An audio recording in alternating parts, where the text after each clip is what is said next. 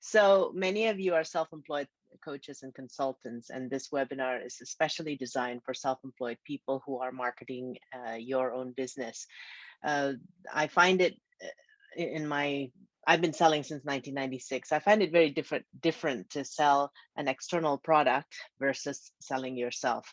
When you're selling something outside of yourself, sometimes it's easy to say this product is great, when you're selling a thing, but when you're selling yourself, a lot of head trash get in the way. But also the approach is very different. Over the last 15 years, I've been building a business coaching firm, and I've really enjoyed helping people market themselves, because everyone is different, and every one of you, even though you might be in the same field, you're actually not competing with each other, because people buy from people, and that takes chemistry. Now, if you don't know how to attract the right clients that suit you, what happens is you might end up pressuring yourself to go after everyone. And when you're after everyone, you're after no one. So what I found over the last decade or so in the service business is that everybody attracts their own types of people. Robin and I do pretty much similar things, but some people will want to work with Robin for his skills, and some people want to work with me for my skills. So I'm encouraging you all to see your uniqueness throughout this journey that we'll have together. What I'll cover today, I entitled Brave Marketing: How to Attract Your Ideal Clients as a Coach or Consultant. When you are marketing yourself, it is not about pushing who you are onto your clients. It's about creating that magnetic pull. Many people don't understand their magnetic pull, and they're going about, I need to build a branding, a website, a logo, and everything, but they don't know who they are and who they should be attracting. So this is what I want to cover today. As you can see, I teach through a signature solution. The Brave Marketing signature solution is this diagram here, and it is a 9-step process. And today we will cover all these steps in some detail. If you want more information, I'll show you how you can continue your learning after this. So this is especially for self-employed coaches and consultants. It is about finding your essence and your uniqueness so that you understand who you naturally pull. And that just makes your marketing a lot easier. Many people, when they've been trying to figure this out um, by themselves, including myself when I was new in this journey, we we have a lot of confusion about how we market ourselves, and perhaps sometimes also self-doubt. For me, the confusion came because I came from a vast business background, and I have a psychology background as well. For me, it was easy to solve various problems in business, to the point that I don't know what niche I should be going after. I can pretty much do it all. And my big wake up call was when I was asked to do a keynote speech for some business conference. It was a big deal, really wanted to get it. But when they interviewed me and they said, "Well, what's your expertise?" And I started blurting all the things I could do, they never called me back. So since then, I realized that being able to do everything isn't exactly a strength. Understanding what you should be pitching yourself for is a strength. And it's quite hard to do. So that's why a lot of people start with confusion and self-doubt. Self-doubt also comes from trying to figure out yourself, not getting success. Then you start having negative self-talk. Why is everybody else successful and not me? And this is what I aim to do. At least in the next 90 minutes, I want to show you how you can find confidence, not just confidence in terms of affirmation, beating yourself in the chest, but really authentic confidence that comes from self-acceptance. I don't know about you. I came from a long history of having very low self confidence due to various things that happened in my childhood. But so confidence is always a conscious choice for me. But I did find authentic confidence when I started understanding who I really was, and being able to accept myself. So I'll go through that you section with you, and that's a very powerful section between me and my clients sometimes, because that's really, after that session, everything else about branding, marketing, avatars, it comes very easily. So maybe you can put a bit in the chat, why are you here? What's the hardest part about marketing your services all this time? As you know, when you're you might be in any kind of business. Some of you are consultants, some of you are coaches, some of you are garden designers, some of you do online things, offline things. Some of you are looking for a job. And I did invite people who are not even consultants to come, because amazingly, this concept has been used by corporate citizens to help sell their idea and sell their CV to their potential employers. So it works for anyone who is trying to sell themselves. What I noticed as you're typing in the chat about perhaps your challenges, what I notice is that there's a couple of things. Some people, for them, it's keeping up with this online thing. It seems like everybody needs to be on Instagram, Clubhouse, LinkedIn, Facebook, everything. And you get caught up in activity, but not necessarily high impact activity. So you spend a lot of time, a lot of energy being everywhere, but then you don't really attract people. You're just tired. Okay. And if you calculate the return on investments of your effort, it's not worth it. Okay, so it is later in the marketing section, the last part of this, I want to share with you how understanding your personality and your magnetic pull can help you focus on fewer, bigger, and better marketing strategies rather than just being everywhere. Another part is some people want to package multiple services, but they don't know how to explain it to people. Let's say you have multiple competencies and what you can solve many different issues. But when you try to explain that to people, people get confused. Okay, so you're trying to explain, you're trying to package such a big solution into one business, one package, instead of identifying them separately. And that causes confusion in your prospects and your sales meetings. Everybody just says, I'll think about it, but they never really get back to you. Okay, so what's the hardest part in your business? Those are just some things. Let's keep going. A little bit about myself, 25 years in business and sales turnarounds. I came up from sales and marketing, which I've realized that not a lot of self-employed professionals have sales and marketing background. That's why in 2007, after I did a lot of business turnarounds and fixing unprofitable businesses in multinational companies in South Asia and East Asia, I became a business coach. And instead of marketing myself as a business coach, I opened a business coaching firm. I help market coaches who are very good coaches, but they didn't know how to market themselves. So they had no clients, they had very few clients. Together, we formed a team, and I managed the business to the point where it became a top ranked firm in our franchise. So we became number 3 in the world at one point, and we are still going now in Indonesia under the brand of Action Coach Jakarta. I am not an action coach here. I just operate on my own. But that is one of my businesses in Indonesia, and we're still one of the stronger firms in Indonesia. What I do is I combine psychology and business acumen, because when you're building your business, I feel that you need, if you're talking about confidence, right? You need confidence to market yourself. There's 3 levels of confidence in my experience working with self-employed in the service industry. 3 levels of confidence you need to grow your business. The first is the obvious one: confidence in yourself, right? Being confident in your own skin. The second is confident that you're talking to the right niche, because sometimes you may want, I'll give you an example. A business coach that I was serving as my client, she wants to target medium to large SMEs. Why? Because the contract price is higher, right? I get it. And a lot of business coaches in her community say, yeah, we're business coaches for this level of entrepreneur. It's almost like a prestige thing to serve medium to large companies instead of small startups. But if you look at her magnetic pull, and my job is to also look at you from the outside, I've been working with business coaches for a very long time. She will not attract medium to large clients. She should be true to herself and start with and create a group or individual program for small, medium-sized startups, people who've never done a business before, people who are really junior in their business acumen. That's her strength. She wants to be somebody that she's not. So by working together, she's got the second level of confidence, which is the confidence that this is my niche area.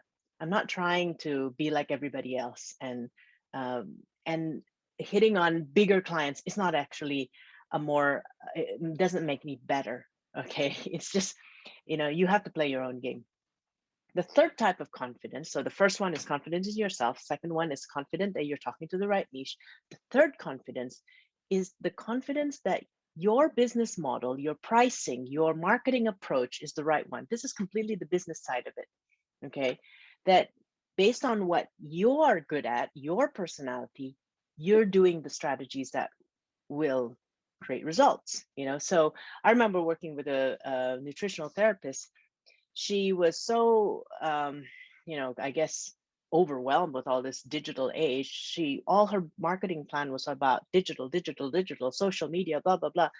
But early on in our engagement, and because I knew her in a networking event, I knew that she was very, very good with one-to-one. And she even said, one-to-one meetings, people to people, person to person is what I'm good at. My conversion rate is really high when I get to meet people one-to-one. So I said, well, why isn't networking and one-to-one catch-ups in your business, in your marketing plan? And she said, oh yeah, I've been overly lost on this digital world. I thought I had to be all digital. And I forgot that, human to human connection actually works. So she started doing that, going to different networking events. Another person that I was helping, she has a business model that she guarantees results within a certain amount of sessions. But if you look at this type of service that she was doing, she's doing a service for autistic children. You cannot guarantee results in a certain. That's not the right business model. Okay, and so it's all about adjusting that business model so that you can be comfortable delivering what you promised to deliver. What she ended up doing all the time was giving free sessions because she couldn't finish what she was supposed to finish with them. She couldn't get results in, let's say, 6 sessions. So she had to keep giving free sessions instead of really being honest with it and charging it. Okay, so again, what business model? So again, confidence in yourself, confidence that you're talking to the right niche, and confidence that you've got the right pricing strategy, business model, marketing approach to get what you have. So that's what Brave Marketing is all about. Yeah, it was just a little bit something I always do good with every business that I own. So for every client that signs up, we plant trees around the world. Since 2019, we have planted 950 trees, hopefully to hit 1,000 by the end of next month. So that'd be really, really cool. In learning what you learned today, I hope you can start to figure out a way how you will feel more confident, how you can grab your essence and understand your magnetic pull, how you can have your message reflect your authentic self instead of calling yourself, let's say, garden designer, but there's a gazillion of them, but what kind of garden designer are you? And that's the thing I want you to get insight on through this webinar, or at least start thinking about it. If we need a private session, let me know. These are just my clients, and this is just what they'd say after they work with me. So self-doubt, confusion, what is the cost? If you think of, this is the reason why I appreciate you committing your time today, because obviously you understand that doing nothing and living in self-doubt is a cost. The way I look at it, and the way I when I coach coaches, the way I get them to think about why they should invest in learning is that if you can gain more confidence in yourself and your business strategy, what can you gain and what can you lose? For example, let's say this is just an average thing. Let's say my calculation is number of clients times price times duration. So let's say by being more confident, instead of people saying no to your sales meetings, you get 1 client a month. That's not too much to ask, is it? 1 new client a month. And let's say that client is worth £1,000. Typically, a self-employed professional will be confused and will be in self-doubt at least for 24 months or 2 years. Okay, this is what I see. They really need that time to really understand who they are. Let's say you decided to do nothing and just let that happen. That's costing you £24,000, okay, by doing nothing. So it's good that you're here. But then there's also the value of your time. So it's not just the opportunity cost, but value of your time. Instead of doing something else that could be more productive, you're trying to figure things out by yourself. You're doing marketing that doesn't work, giving free service, over servicing your clients, or discounting unnecessarily because you don't understand how to solve yourself, how to market yourself. See, that's like wasted time times whatever your rate per hour is. So let's say your rate per hour is £100, and let's say you waste 2 years at, let's say, 5 hours a month doing all that fluff stuff. You're wasting £12,000. That's your opportunity cost. And I don't know what your figure is. Feel free to do the calculation and put it in the chat box. I'd be very interested to learn. But what's the cost of self-doubt and confusion for you? The cost of self-doubt and confusion, the way I see it and the way I teach my coaches to see it, is that your self-doubt is costing you clients. You're doing sales meetings that don't convert. That's time and that's opportunity. And also, you are trying to figure it out by yourself. That's time. And in this service business, what do we sell? Time. That's our warehouse. Our warehouse is filled with minutes, seconds, and hours. That's all we have. So £36,000.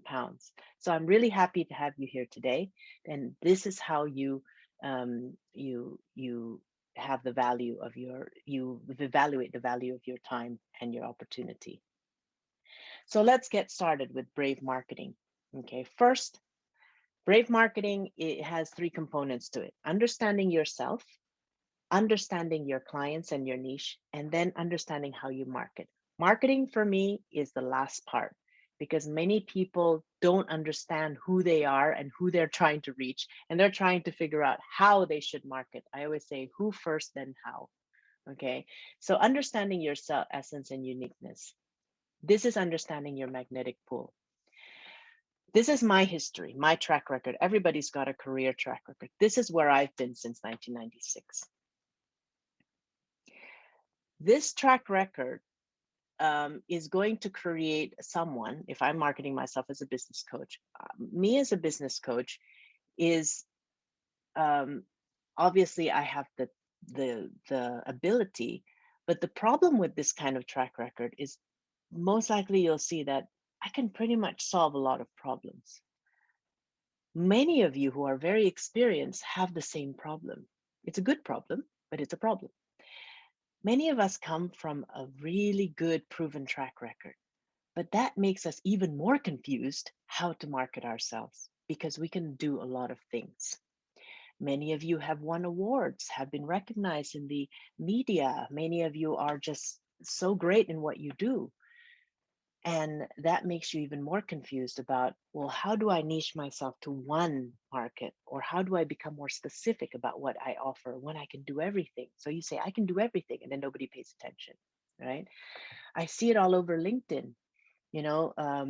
People who say, a coach that just says, I coach coaches. That's what he, in a direct message, this is what he is interacting with me. This is what he tells me he does. I go to his LinkedIn and it's like reading an executive coach coaching corporate leaders. It doesn't match. Okay, so that could be some of the challenges you face. When we're trying to understand your essence, I'd like to take people back beyond your corporate career. I like to take you back to the way you grew up, the way you became who you are. This is what I call understanding your design. Okay. Your corporate track record is one thing, your old achievements is one thing. But really, what really your magnetic pull comes from is the way you are designed as a human being. Okay. And some of us started with a very happy family. I have a photographer client of mine. The reason she's a photographer is she's always grown up with happiness. Her family was happy. She said, I have no trauma. I said, great. I don't want you to have trauma. um, and and the reason she wants to be a photographer is she wants to capture happiness, if that makes sense, in portraits as well as family pictures. That's all she specializes on. But then there's also some of you who didn't grow up in a happy childhood, who had challenges in your past. When we dig that up, it's very interesting how you are attracting clients with the same problems that you solved for yourself. For instance, I have a financial advisor client. She wants to understand her uniqueness. And she says, I don't know why, but divorced women always come to me for help. And so we discovered her why, discovered her essence. And she told me that she was raised in a family where her father abused her brothers, her little brothers. She's the oldest one. He never abused her, but she was always guarding them, looking after them, standing up for them. In school, they were bullied. She was always the bully defender. So it's very interesting when you have to understand her energy, the way she speaks, and everything. Since you are going to attract people who want a bully defender, who are financially bullied either by their spouse, their business partner, or by people who are more financially savvy. They don't understand why they are um, getting only a small percentage of the inheritance or the house or whatever it is. They need a financial advisor that's not only technically good, but they need a financial advisor who have that mentality of a bully defender. So she came out with the term financially bullied herself, right?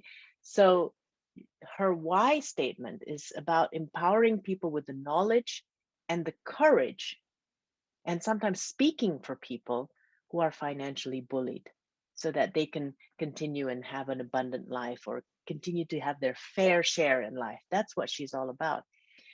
Her magnetic pull, I mean, she should be going after women who are, or anyone in a relationship, it doesn't have to be women these days, who are financially bullied, and showing them how, and showing them all the things they can do to negotiate a better deal for themselves. And sometimes even, as a charge a fee for negotiating it on their behalf, because they may not have that courage the way she has it. So that's finding your essence. Many of you are here where you are, doing what you do because something happened to you. You solved it. You found a way to solve it. It, that time in your life created um, the feeling that that particular problem is important for you. Every time you see that problem in the world, you get irked and you want to solve it. You have a passion for it. Where is it coming from? Why are you you? This is what we figure out together in the why section. If we look at Simon Sinek, what he says, before you think about how you market, what you sell, think about why are you here? Why are you in business? Finding your why, which is what the first exercise that I talked about is all about, is not about figuring out the products you want to sell. It is understanding why you are you, and why certain people are attracted to you, and why certain problems are important to you. Then, I don't care if you have self confidence after this, but what you will definitely have after this is mission confidence. Mission confidence is very different than self confidence, could be even more effective and long lasting. Self confidence sometimes for people is a bit hard. I don't know what your background is. Sometimes it's negative self talk comes and goes, right? Even if you've done like amazing motivational workshops, it still comes and goes. Mission confidence is feeling like you're on a mission and a purpose to solve a certain challenge. And that sometimes puts your focus away from yourself. I read a book called The Narcissistic Epidemic over the last 2 weeks while I was on vacation. And the more you think about yourself, the more you have problem with self-esteem. The less you think about yourself and the more you think about your mission and how you're going to use your gifts and your design to solve a problem, the more actually you are more occupied thinking about how to create an impact in the world, the less you are going to be in self-doubt. It's an amazing thing. Many people in the past did not have self-confidence, but yet they did amazing things. So um, the unique thing about having gone through the why section with some of the clients, what I suddenly see is that this person who is self-doubt and lack of confidence, they turn into someone who's very excited to go on this mission to make a difference. And they start accepting their past. They start accepting who they are uniquely, and they almost start forgetting themselves and just focusing on the clients, which is really a very good marketing approach, right? And that's why many of them have had the courage, from not wanting to see themselves on camera to creating videos of themselves doing certain things, helping people. So that's the first step, finding your why. The second step is finding your ikigai. Now that you know your essence, what you love, let's talk about what you're good at. Okay, there's some natural skills. Let's talk about the world you want to serve. The world is a big place. Is it that financial advisor? You can give financial advice to everyone, you know, but what kinds of people, and not necessarily demographic, men, women, age, is not necessarily that, but sometimes what kind of psychology of people do you want to serve? People who are financially not savvy, people who are disempowered, people who feel weak and feeling bullied by their partner or their spouse or whatever because they don't understand. Psychologically, these are the people you want to serve. Some business coaches that I've worked with, they don't want people who love being in their own business. They want to work with people who have a vision to create something greater than themselves and therefore want to invest in systems and team and develop their business.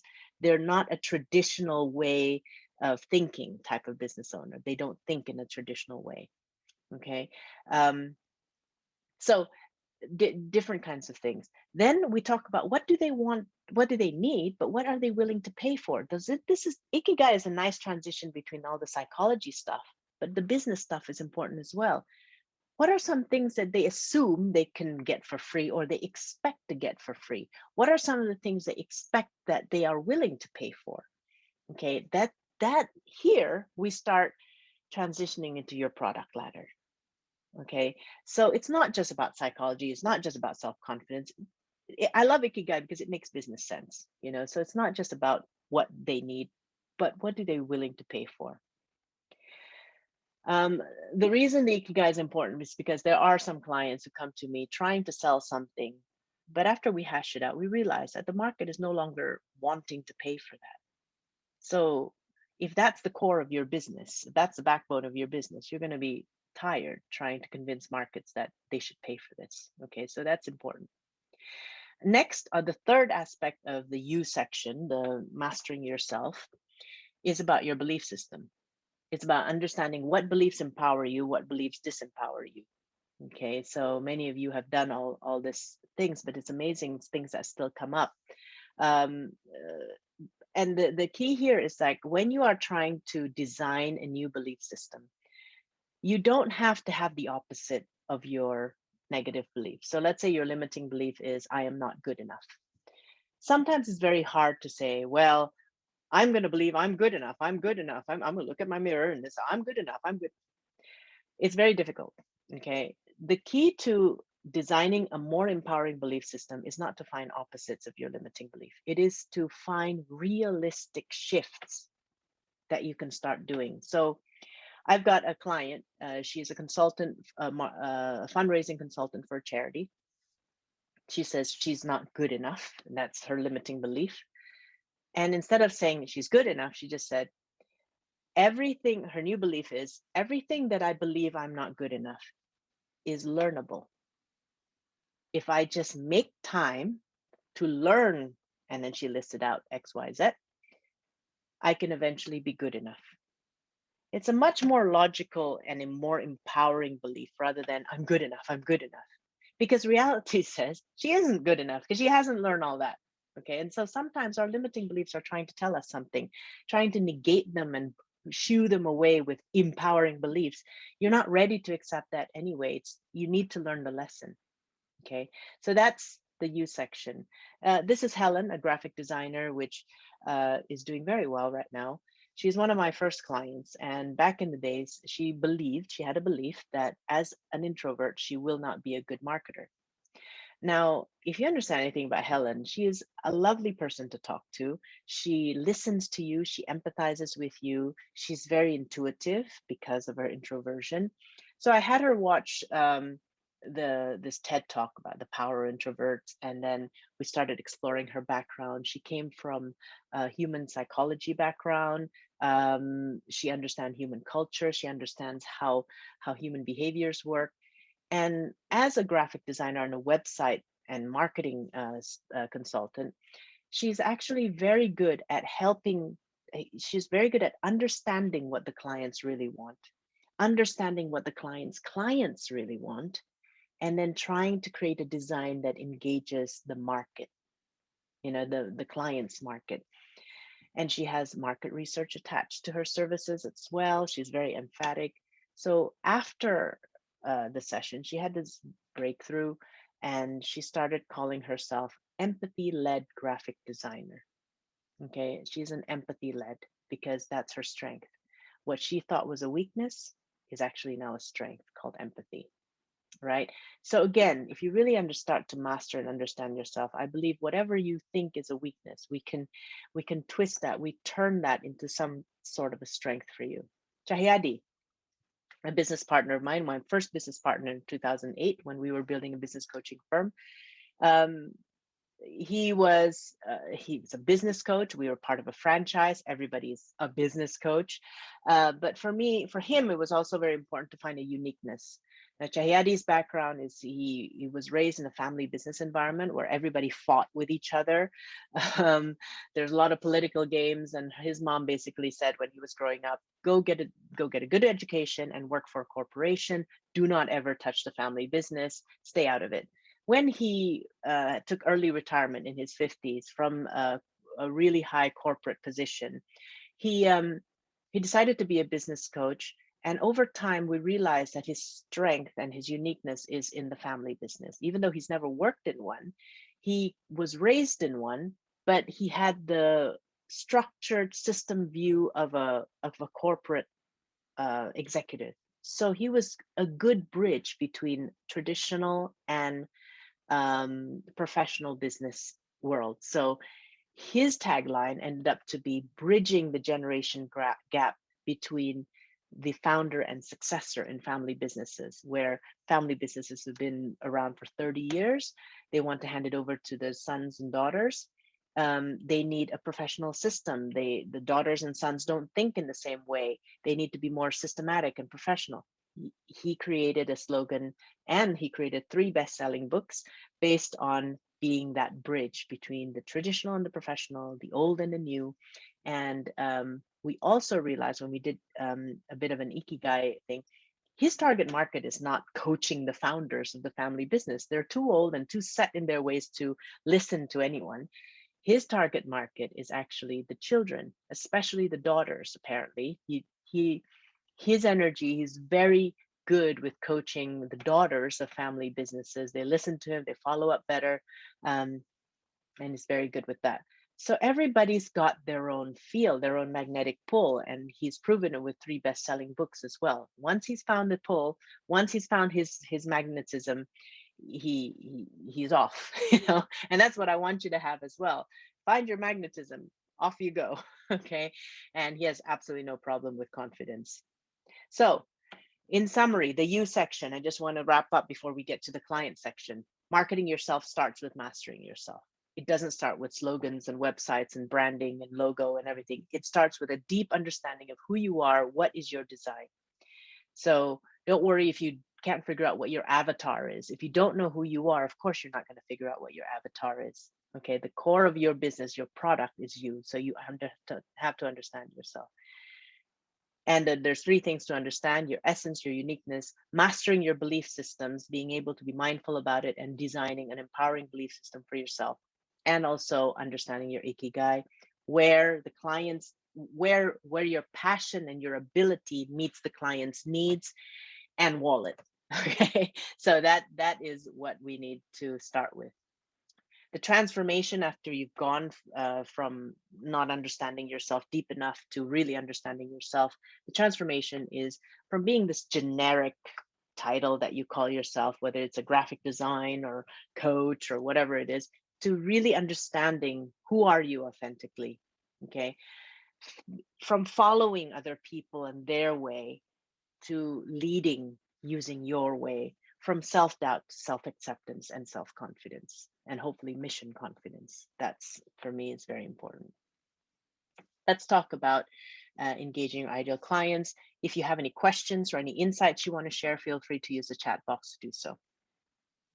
Engaging your ideal clients. There's many clients you can serve, right? And this is what I call the profit pyramid. There's many clients you can serve, but who are you really wanting to serve? Okay. And yes, it's your business. You have the right to serve people you like to work with. Some people, I remember I rejected a client, not because they couldn't pay, it's just because I don't believe we have the chemistry to work together. I don't believe I was the right person for this type of client.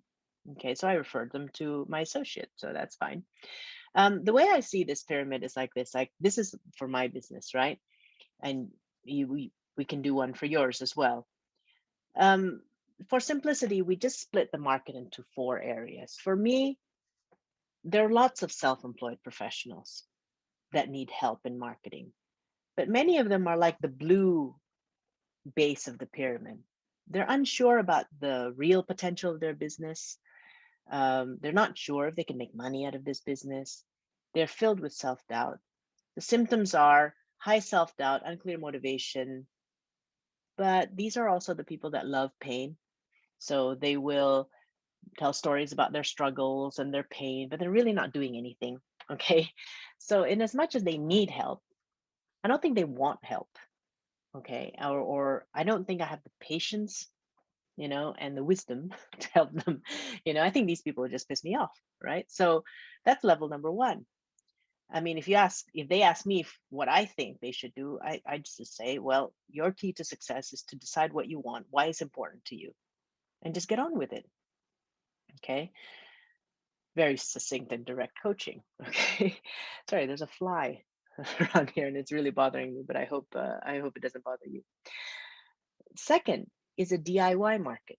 These are people who are not ready to engage with me um, um, one-to-one in a private, bespoke manner, but they're ready to learn. And the reason they're not ready to engage with me or with you one-to-one is because they might be overwhelmed by all the gurus that they see online, all these things. They might be trying to pick who they want to work with.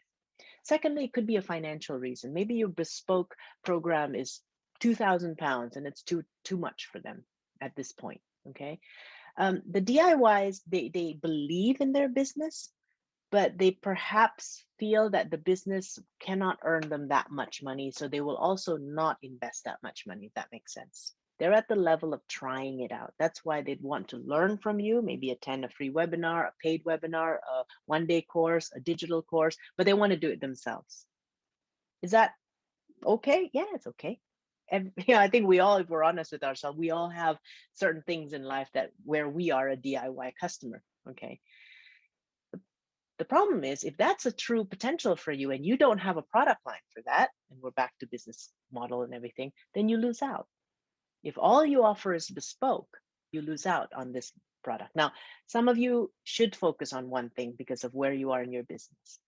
But for some of you who can start catering for the DIY group, maybe that's an interesting start. Some of you are good gathering people and groups around you. The DIYs may want to have some kind of group coaching product, but not private coaching. They like being hidden in a group, and if you are very good at gathering groups and being the leader of the pack and marketing to groups, if you don't have a group product, then you're missing out. Okay. Now, above the DIYs, people on the mission, the yellow ones. This is the one-to-one program. Okay. These are the people who are, one, maybe feeling stuck with all the DIY stuff. Maybe they've tried it, they've tried to save a bit of money. It's really costing them even more time and money.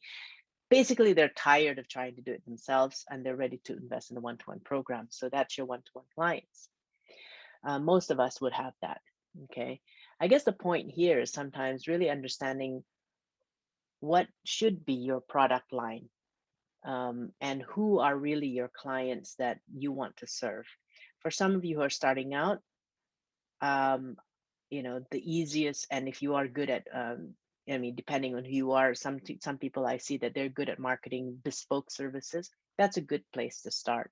But over time, you might want to expand and diversify into group packages as well. Some of you start off with group and then go into bespoke services based on your strengths and your preference. That's fine. But this is where I say, where is your ideal client? Who are you trying to attract? The first question is, what kind of clients are you trying to attract? Okay. Level 4, the green one, is basically your referral base. These are your graduates, the clients that have worked with you. They love you. They give you referrals. Some of you are here because somebody referred you to my webinar. Great, so welcome.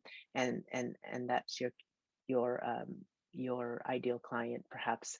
What are your intentional referral strategies? Some of you are missing out on your referral strategies. You've had a whole bunch of very satisfied clients. You're out looking for new clients, but you don't have a referral strategy for your existing clients, and you're just working hard. Okay, so again, that we're starting to mix business strategies here, but this is what I look at when I help people um, understand who is their ideal client.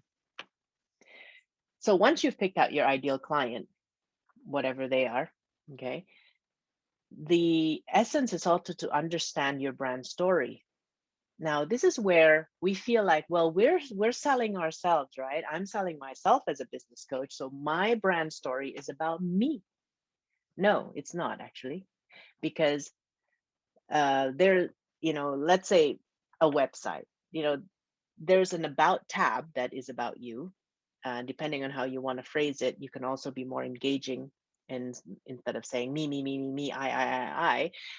there's also a way you can be more engaging with that. But for the most part, people don't care about you. People want to buy a solution for them. And if your brand story is all about me, look at me, it's not very engaging. And I don't know how many times I have seen websites built or social media stuff that's all about this coach or this speaker or this consultant, and it's not very engaging. Okay. Your brand story should be about the client. And here's a typical plan of a brand story. And I just take it from Donald Miller because I think he's done a great job at describing this. The hero of the story, one, is not you, it's your client. Okay. So let's say you are like going back to this divorced woman, okay, or divorced partner. You want to get a fair deal for your separation. So here you are as a hero. You are the hero, and let's say I'm the financial advisor. So you're the hero of my story. You are a divorced partner. What you want is to achieve a fair deal to get your fair share of your part of the house, for instance. In your story, you face a big villain, a big, ugly monster called, I know nuts about finance. I don't know anything about finance. I don't know anything about pension. I don't know anything about my rights as a partner. This is your monster. Having met my monster, I run and try to find a guide. Okay, so you, the divorced partner, you run and you find me, the financial advisor. I, as a financial advisor, have a plan. It's a 4-step plan to getting a fair deal. It consists of step 1, step 2, and this is what you call the signature solution. And I have a promise. If you follow this, you'll get what you want. If you don't follow this, you'll try to figure it out yourself. You might end up in failure. Okay. So this is your brand story. You're not the hero. The hero is the client who faces a challenge, who runs and finds you as the guide. And you need to present to them your signature solution or your 5-step plan or whatever it is. And if they fulfill it, you'll show them how it will fulfill what they want. And if they don't, you'll also remind them that, failure is painful. Okay. And when we work together, part 2 of Brave Marketing is really creating this brand story for you, for your brand. Okay. And this applies for products, services as well. Okay. So not just coaching and consultation. Signature solutions. Very important in business. How do you know someone is an expert in something? Many of you want to be seen as a go-to expert. You're in a sales meeting or you're in a keynote presentation and you're trying to explain what you do, or you're in a sales presentation, you're trying to explain what you do. You throw out jargons about methodologies that you use. You throw out books that you've read or people that you follow. It ends up confusing your prospects even more. They ask you, well, how do I get from A to B? And you try to explain to them in a very confusing way. For the most part, many people who sell services, they need a signature solution. And I've just finished a course, a digital course, teaching people how to create a signature solution. It's less than £100 in investment, but it's just very clear, very easy. This is an example of what a signature solution is. Brave marketing. It has 9 steps. It has 3 parts. Okay. And it has, if you want to go from A to B, one clear path from confusion to confidence. And we see people, experts, speakers, authors, experts have frameworks. Frameworks tell people that you know what you're doing. Frameworks and signature solutions, they're like a guide with a map. If you're going to try to reach a new goal, do you want to be guided by someone with a map or without a map? Okay. And that's why when you have a signature solution, you will look more credible. And because it's more structured, people are more ready to say yes. Creating the signature solution 2.5 years ago has increased my conversion rate. For me, myself, I came from a franchise type of background, and I've sold lots of things, lots of other people's things. As a franchise, I sold their signature solution. I've also sold coaching without a signature solution. It's very interesting. Every time I put up a framework, if I'm selling a solution that has some kind of framework, what I typically get is the response of a prospect like, wow, that really makes sense. I love the structure. Even though they tell me they're not a structured person, they like structure. And because there's a framework and I've practiced it in my brain, the way, I think this is why it also adds to your credibility, the way you explain it is also step by step. You're not adding in all the sauce that's not necessary. Okay. And it is one clear path from A to B. You are explaining your solution in a language that the clients understand, which is the language of their problems. Okay, so sometimes, for instance, I work with therapists or people who use all these psychology or energy type of methodologies, and they try to describe their solutions initially before they work with me with all these energy words and psychological methodologies and principles and theories. And I'm a psychology major with a master NLP certification, and I'm confused and I'm intimidated. I feel like I'm not smart enough to work with you, right? And all these acronyms come out. But that's not a good way to explain your services. I do this, I use this method, I use I. People don't care what you use.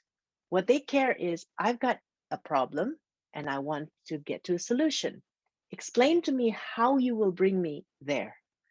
Explain to me your one clear path to get me out of this pain and into my goals. And when you have created a signature solution like the way I teach it, you will start speaking like, the first thing is we're going to get this done for you. The second thing are these steps for you. Then you'll have that. It's all you, not I use this, I use that. But then it's you'll go through this, you'll go through that. Okay, so again, if you are at a point where you've done all this psychological stuff and you've got great beliefs and you've got a great business model and you know who your avatar is, you just may be at a point where, you know what, I want to develop my own framework. Stephen Covey has 7 habits, the time quadrant, situational leadership by Ken Blanchard. All these people have frameworks, and that's how they write their books and keynotes and sell themselves as a go-to expert. If you are at that point, there are things that we ask and there's things that you can think about, and then you'll typically come out with a 6 to 9 step framework, depending on how detailed you want to be. I've also taught this to corporate citizens. directors, general managers who are now at a stage where they need to sell a new idea to corporations. I've One of my clients in Australia has developed a data science department, and he had to sell an idea, and we developed a signature solution for him. And it's easier, much easier for him to explain what he wants to say to his boss by saying, "Here's the signature solution of how I'm going to get us from not having a good data system to having a good data system." Okay, so that's a signature solution. That's also part of the Brave Marketing program, is getting you to understand what are the steps for you to do that. So this is Caroline. Caroline is a health coach. Initially, she said she's a health coach, and everybody in the room was like 50% of them are health coaches. I met her in a networking event, but after we worked together, she realized that her target market, her ideal clients, are not just people who want health through yoga and mindfulness and fitness. It's not about that. It's not about losing weight type of thing. With her background of having anorexia for 30 years, and she's survived, and she's happy, and she's good with herself. She is the type of health coach that helps people with eating disorders or disordered eating. Okay, so I learned a lot from Caroline because I never knew what disordered eating was, or that I had it. But anyway, um, it's that clarity in who is your target market. She's not interested with people who just want to learn how to diet. She doesn't even talk about that. A lot of her coaching is through self-acceptance, self-love, peace, understanding hunger, understanding how you manifest different behaviors when you're hungry or not hungry, or you think you're hungry. She has been asked to be a speaker in various podcasts, live interviews, and doing all that. And she has attracted her ideal clients instead of saying she's a health coach. So even if you've already set yourself, you want to call yourself a certain title, let's go deeper and understand, who is it that you actually serve? I mean, you can still call yourself a health coach, but what kind of problem do you solve? For whom? Okay, so this will just sharpen your niche a little bit more. So again, just to wrap up before we go to the marketing section, engaging your ideal clients take empathy and credibility. Okay, it's all about understanding your smallest viable niche, creating your story brand, and possibly for some of you, a signature solution. Okay, so we can talk about that. Again, feel free to ask any questions in the chat box. The transformation that you get from doing your ideal clients exercise and creating your story brand and everything, you're going to stop pressuring yourself about being amazing. You don't have to be amazing to achieve your goals, or to reach that success definition that you have. Actually, it's not about being amazing. It's about being relevant. It's about being relevant and speaking to your ideal clients and understanding who they are. It's not about getting likes. It's about getting booked. It's not about getting followers. It's about getting clients, paying clients. Okay. So again, it's that. Like, I know for a lot of times I help people who have been in business for a very long time. I have to say my target market is not young businesses or young people who have very minimal business experience. I don't have the savvy, to the online savvy. I don't have the understanding of what they call hard work and all that kind of stuff. My clients are typically in their 40s or 50s. They've had a lot of business experience, or they've had a lot of life experience. They like learning in a certain way. They like relating in a certain way. However, I do mentor young people, but if they come to me for actual coaching help, I pick and choose. I want people who are quite mature, right? Not people who want the results but not want to do the work. Okay, so that's my ideal clients. I've already got a psychology profile on them. However, saying that, age is not always the criteria. A lot of young people today are very mature, and I do enjoy working with them. So it's a pick and choose thing. The same about you as well. It's your business.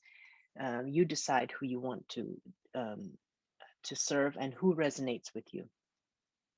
It's no longer about me or you. It's when you understand the challenges they go through and you've built that story brand, you start empathizing with them and forget about yourself. It's not about your self confidence, it's about how your life story and how your ability can help them. So that's also a big transformation that actually relieves a lot of people from all this need to be uber self-confident about themselves. It's about being mission confident. It's about understanding what they need and then going out and building that signature solution to help them solve it. Doing marketing your way. Let's talk about marketing now. So we talked about you mastering yourself, understanding your ideal clients. Now it's time to think about marketing. Okay. Um, the problem with self-employed professionals is that they do a lot of ineffective marketing that takes a lot of time, effort, money, you know. So it's all about, because I think most of us have limited budgets and limited time. Some of us are juggling this business with family and possibly school or something like that. What marketing strategies suit you? What marketing strategies put your best foot forward, make you look good with quite naturally, with minimal effort. If you're a video person, you're just going to shine. If you're a one-to-one networking person, you're quite good with one-to-one conversation instead of being in a big group. You're just going to make people feel good when they talk to them. Okay, you don't have to try so hard to try to be somebody else. Actually, it's about getting you to understand who you are and getting you to be authentic with who you are and loving yourself just the way you are, but also picking the right marketing strategies that get you the best results. I mean, yeah, you can learn new things, but if you want quick wins, let's do something that's already easy for you. Many of you are beautiful doing things your way, so why do you need to try to be someone else? And I think this is coming from the work that when I so my coaching team have a variety of people. Okay, some of them are very naturally confident. I don't have to worry about them. But I had this one coach. I still have her on my team. She's an amazing person. She's in her 60s. She is so patient, even with me. Gosh, if you deal with me, you need to be patient. Okay. But she's so patient and she's so loving, but she has very low self esteem. Um, I think it was her upbringing with her teacher and all these kinds of things. But anyway, I worked with her since 2009. She joined our team 2009. And I just, for many years, I just tried to help her understand what's good about her and what type of marketing she should be doing. In our franchise, there's a lot of pressure for people to be good on stage. It's almost like if you're not good on stage, you're nobody, right? Under that pressure, she tried, and I know she tried, but it wasn't her, if you know what I mean. And I'm not trying to put any limiting beliefs in her, but if she just involved herself in more networking lunches and doing one-to-ones, she's so great with people one-to-one. She doesn't need to be a great, brilliant public speaker. In fact, the more she's on stage, the less good she looks. Yeah. So that was finally, over time, she became more and more comfortable with her style. And that led me to learn that marketing, there isn't one way to market a consultant. I've spoke with someone who said, my mission is to get everybody to write a book. I said, yeah, but that's not the only way you're going to achieve success in a coaching and consultancy business. Okay. Or everybody should do a webinar. Everybody should do this. Everybody should do that. Really? Everybody should do reels. So if that's not your thing, you're just going to naturally suck, right? And why put yourself under that pressure? Why not instead find your way? So from ineffective marketing that takes a lot of time and effort, we're going to shift to authentic marketing, where you are naturally good at whatever strategy you choose. It takes less learning and less fake effort. Okay, it's completely authentic. And the other thing is you'll do it consistently. Why? Because hopefully it'll be fun. Okay. If marketing is not fun, you'll find every excuse why you don't have time for it. But if it is fun and if it is you, and if you're good at it, you'll have fun with it. Why? Because you're good at it. It creates results and it makes you feel good while you're doing it. Okay. So this is my thought behind marketing, and that good marketing should be about pulling, not about pushing. So stop chasing after revenue, stop chasing after clients. Instead, understand what kind of magnet you are and start pulling in. That's why this marketing section, we talk about marketing and think about marketing way after, only after we've done the you and the client section. Remember, the Brave Marketing Framework is you, client, marketing. Marketing is the last part. Marketing is typically, one of the last sessions. Marketing is step number 6, 7, and 9. Okay, we need to do 1 through 5 first. When we think about marketing spectrum, and this is where marketing gets very busy and ineffective, you have to understand that in the service industry, there is such a thing as reputation building marketing, which you can expect very low conversion rate. You might get lots of followers, but I'm talking a conversion rate is about paying clients that actually pay you for your services. Reputation building strategies, like I'm on the radio every week. I interview business people and everything like that. That gets me a reputation, but it's a very slow and low conversion rate, even if I have a call to action. Posting content, I do that 3 times a week. With call to action, great, I do that. Social media ads, yes, maybe the conversion rate is more with social media ads, but still it's typically below 3%. Okay, I invested $100,000 that time in my firm doing digital ads for 1 year. Okay, $100,000 a year. I had 7,000 leads a month with 0 clients. Sorry, 3 of them bought a book. Okay, I I think if you're not ready to and prepared to have that kind of investment, a trickling of ads isn't going to do you any good, right? At best, it's reputation building. But if you speak to social media consultants or digital marketing consultants, they do accept a really small conversion rate. That's why they need to build volume. And that's why you cannot work with them and expect results in 1 month. They need to build volume. You need to prepare money to do that properly. It does work, but at what scale? And is that the scale you're prepared to invest? But then there's also quick win strategies. Quick win strategies are strategies where you are closer to the prospect.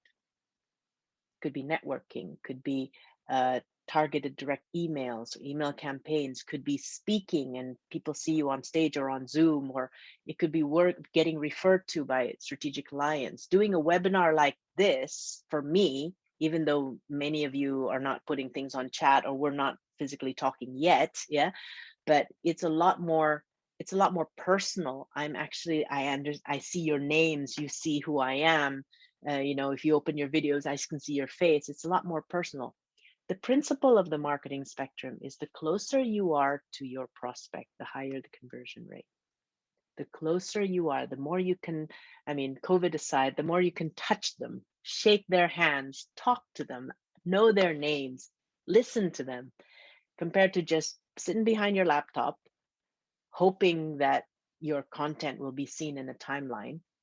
The more you are more personal with them, the higher the conversion rate. Conversion rates of 50 to 70% is very common in the lower end of the marketing spectrum, because those lower end strategies, the ones below those strategies, is where you really see, touch, speak to, get to know your prospects, and vice versa, they get to know you. Okay, so in the Brave marketing sector, when you get to the marketing, you'll see that there's a it comes with a workbook, right? The workbook will say, these are strategies that get people to know you, to like you, to trust you. These are 3 levels of rapport. They know you, oh, they see your post, a couple of seconds. They like you. Oh, they've attended an event, or they see you talk about something. They trust you. They really talk to you. They build. You have built your credibility somehow. You've got to. I split different kinds of marketing strategies into know, like, trust, because there's a principle about selling. It's called, if you people, before they buy, they need to know, like, trust you before they buy from you. Many of us do random strategies that get people to know us, don't do a lot of work getting people to like and trust us, and then we magically expect them to buy. It doesn't work that way. People buy from people they trust. So how many percent of your time is about building trust and deeper rapport instead of just putting things out there? Okay. Um, that's the marketing spectrum. So let's have a balance between reputation and quick win. This is Simon. He is a mathematician. He is a consultant for the renewable energy sector. I had to really Google that before I coached him. But he came to me, he said, I want to do mass marketing. I feel that I should be in social media and blah, blah, blah. I said, why? Like, how many projects do you actually need a year? He's like, 7, sometimes 3, because his projects will take months and months to complete. He needs to fully focus on the client. But he was so influenced by this need to be on social. Okay. So again, you don't have to. I mean, let's understand your business model. Let's understand what's the right marketing strategies for you.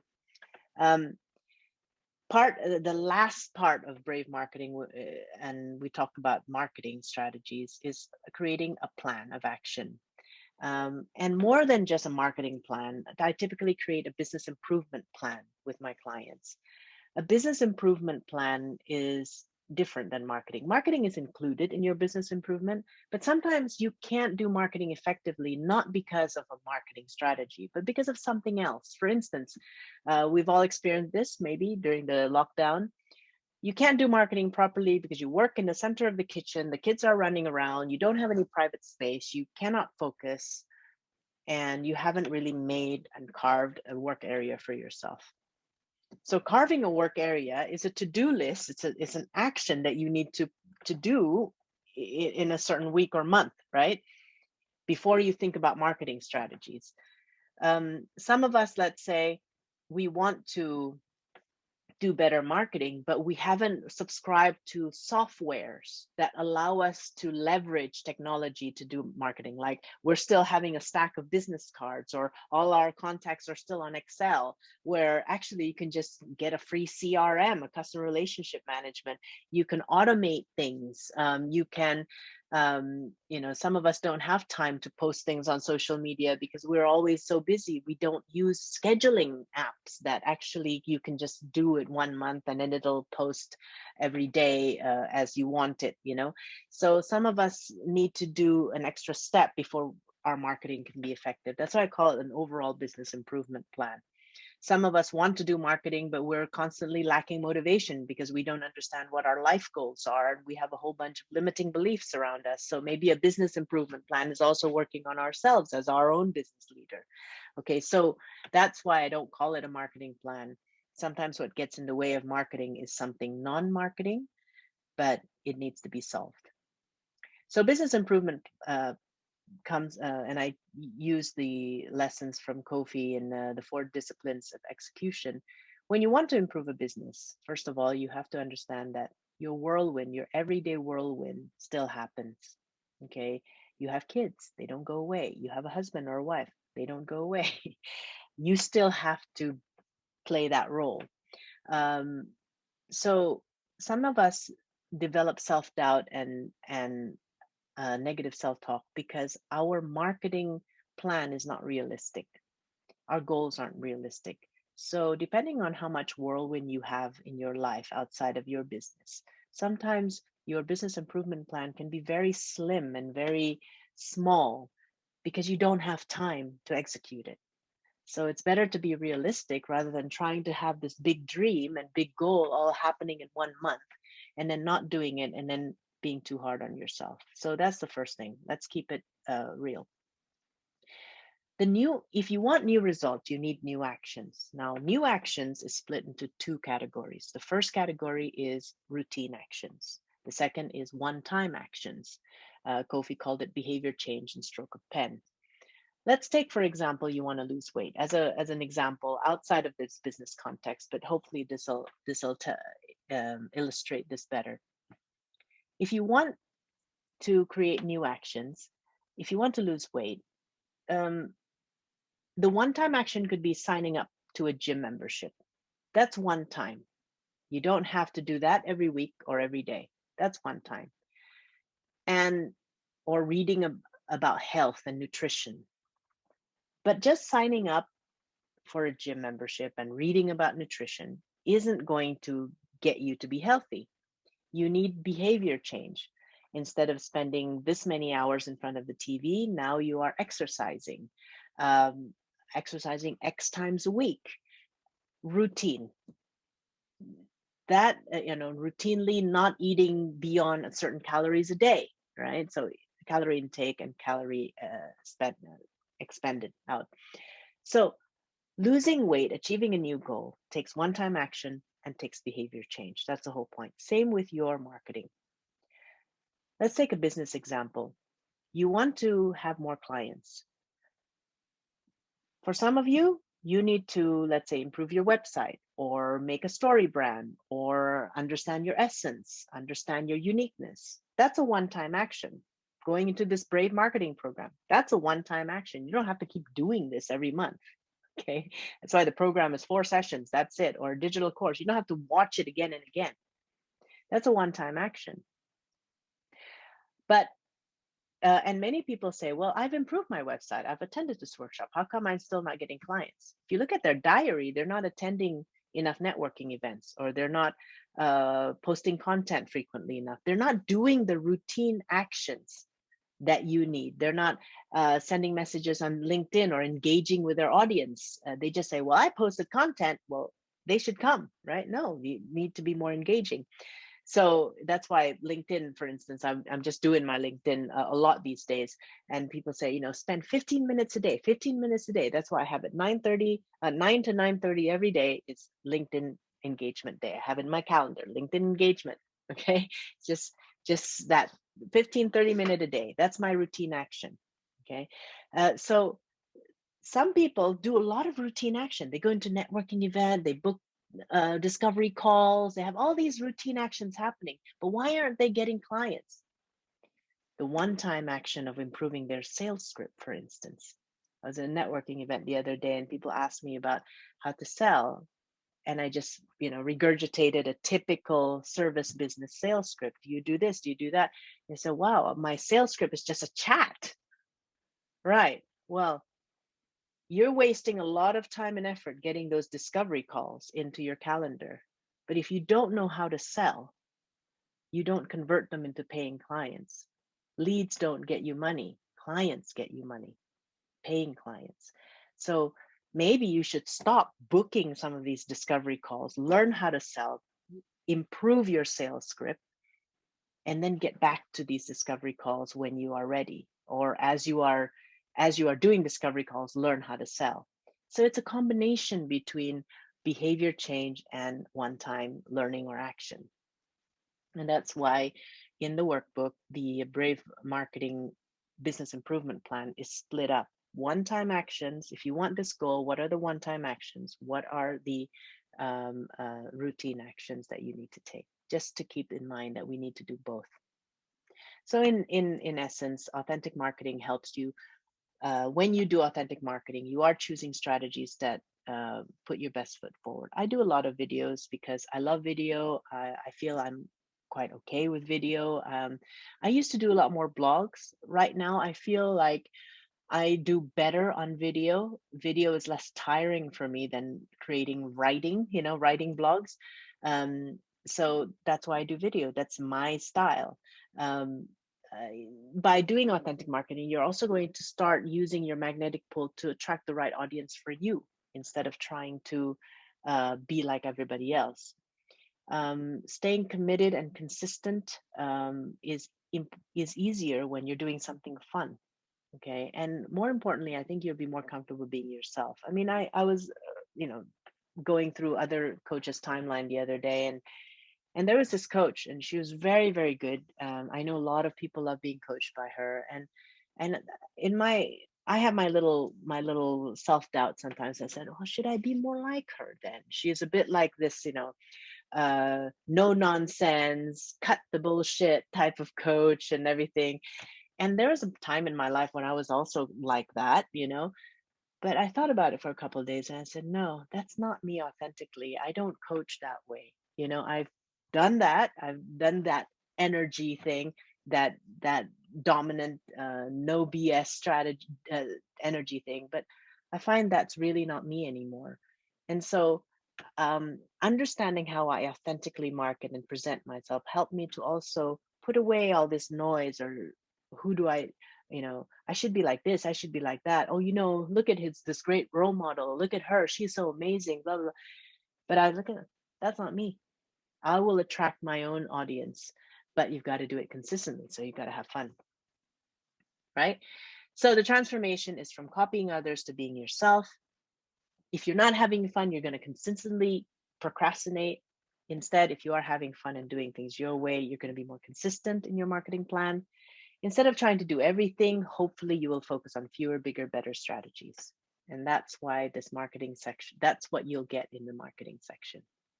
Alexis is a great example of this. Again, someone who said, oh, I've got to do all these things digitally, but actually she's very good one-to-one. Her conversion rate is fantastic one-to-one.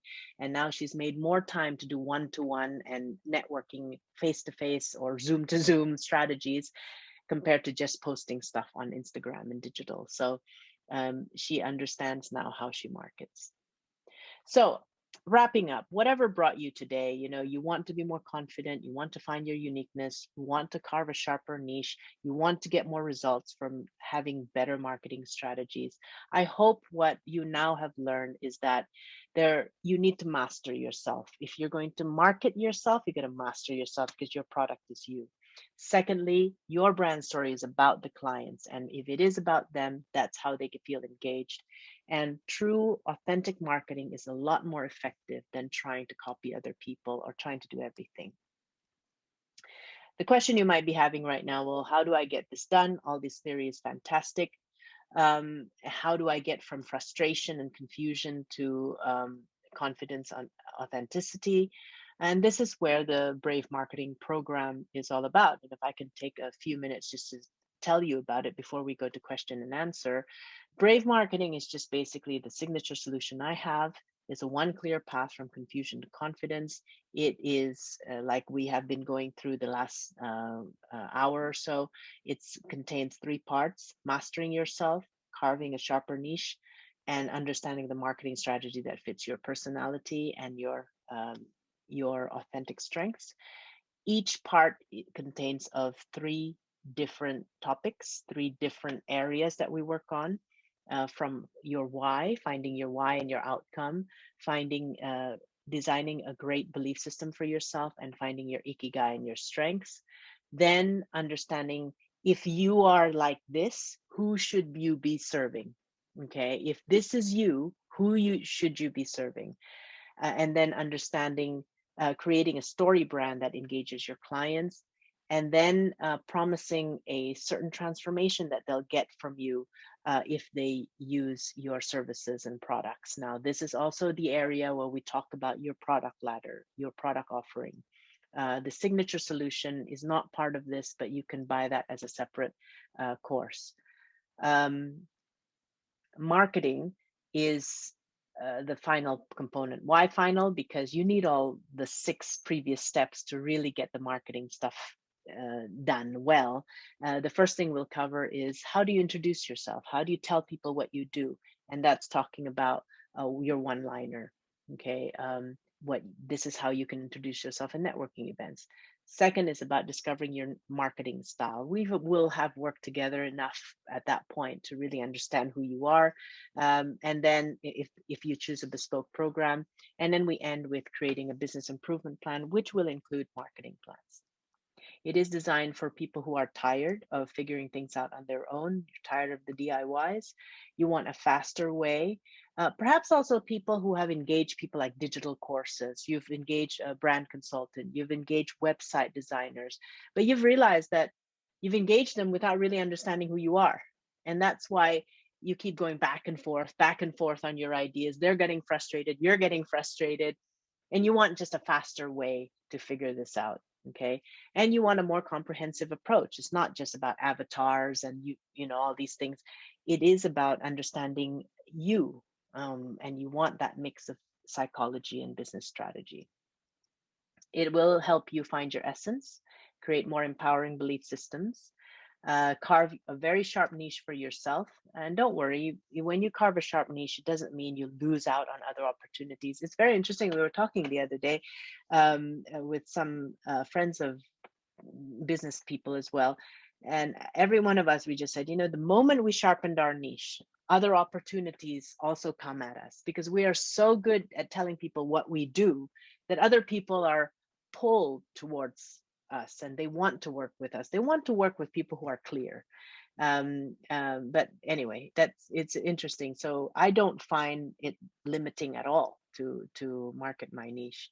And I am coming up with other products. I mean, I do coach corporate executives. I do corporate training aside from what I do with you self-employed professionals. But I name it something else. I call it Brave Leadership. Many of you don't know I do Brave Leadership. I do Brave Leadership. But I don't call it just coaching. I call Brave Marketing is for self-employed professionals. Brave Leadership is for corporate leaders or owners of businesses who want to sharpen their understanding of themselves and make better business decisions. But I don't mishmash it together and call it coaching. It deserves its own focus.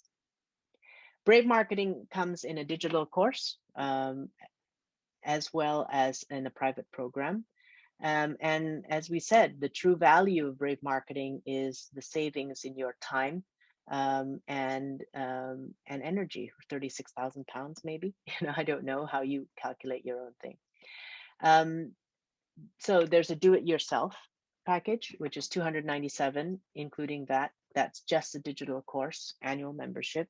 You can purchase power hours separately.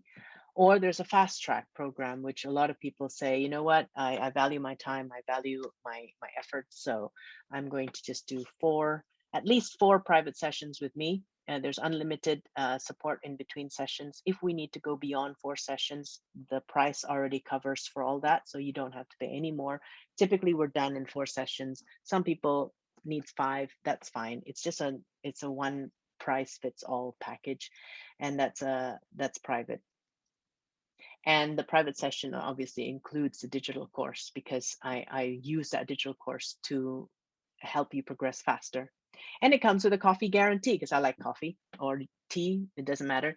If you don't get any value from the bespoke program, I'll give you 100% of your money back. Plus, I'll give you £5 so you can buy a really, really, really big cup of coffee because a cup of coffee is typically about £3. But if you want a really big one, I'll give you 5. The important thing you need to understand is I do this not only to earn money, but I do this to help people. So what I deliver is always value, and I hope you've gotten some value from this session as well. So to summarize, marketing yourself always starts with mastering yourself. You have to build your story brand around your niche, not around you. And effective marketing is when you find that style that fits you authentically. If you want to know more, feel free to book a chat at this link. I'll also put it up on the chat. And yeah, let's get some questions.